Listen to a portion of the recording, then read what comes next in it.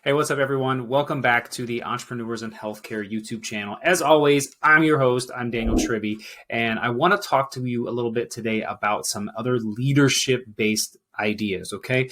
We've all made huge mistakes in our leadership, including myself, right? I have 17 years in this field as a healthcare provider and almost 10 years as a business owner. Like, I get it. We all make mistakes. But here's the thing.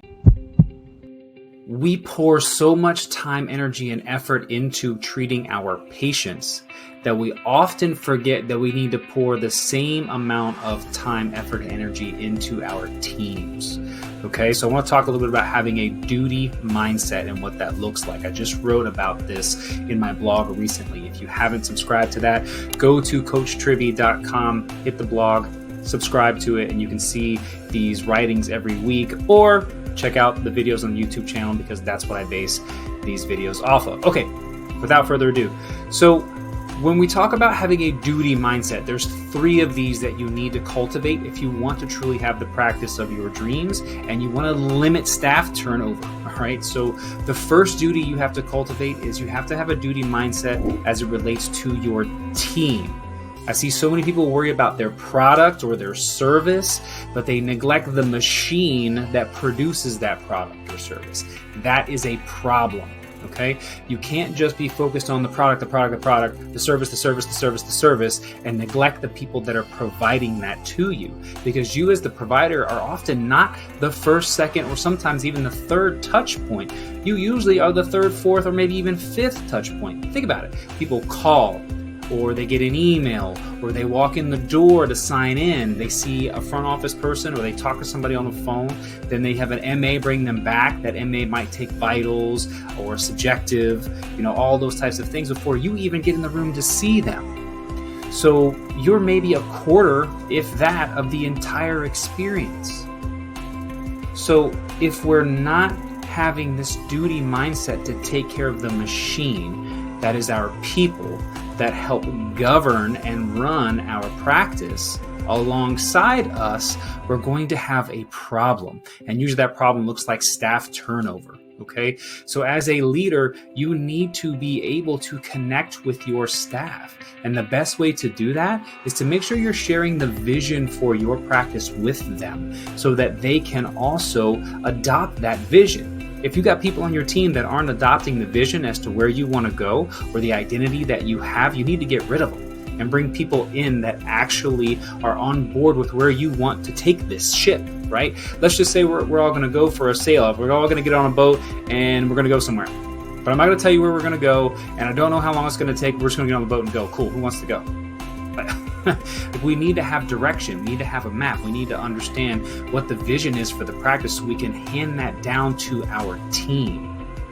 You have to have a duty mindset as it relates to your team. You've got to put as much caring and vulnerability and leadership into your team as you show to your patients. Okay. So second duty mindset, is towards your patients. Okay. This one should be easy for you guys. All right. But this duty mindset to your patients, right, should look something like this: customer service. All right. And if you haven't been dutiful to your team, chances are they don't give a shit about your patients, and they're probably not doing the best job they could at exuding the most customer service possible. All right. Let's say you're going to buy a car. You walk up to the car dealership, and the salesperson comes up and they greet you, and they don't ask you questions about what you're here for, what you're looking for, why it's important to you. They don't offer you a bottle of water, or would you like to come sit down for a second? They don't do anything. All they're doing is pushing you to buy this car that has the newest, the best technology, gets the best gas mileage, it's the fastest, it's this, that, and the other thing, and it's the most expensive. You should buy it. But they didn't ask you once what you wanted. They didn't serve you. Sales is service, okay?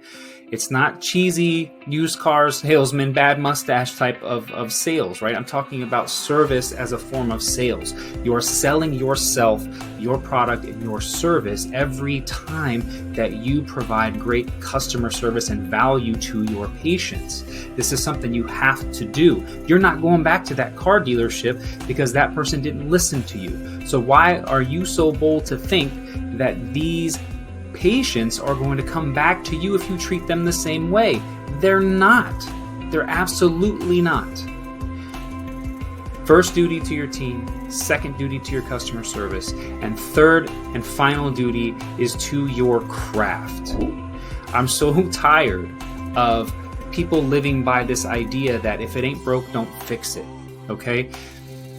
If you're doing things the way you've always done them, that is where innovation goes to die. You have to step up to the plate and find new ways of giving people value, but also new ways of providing better treatment for these people.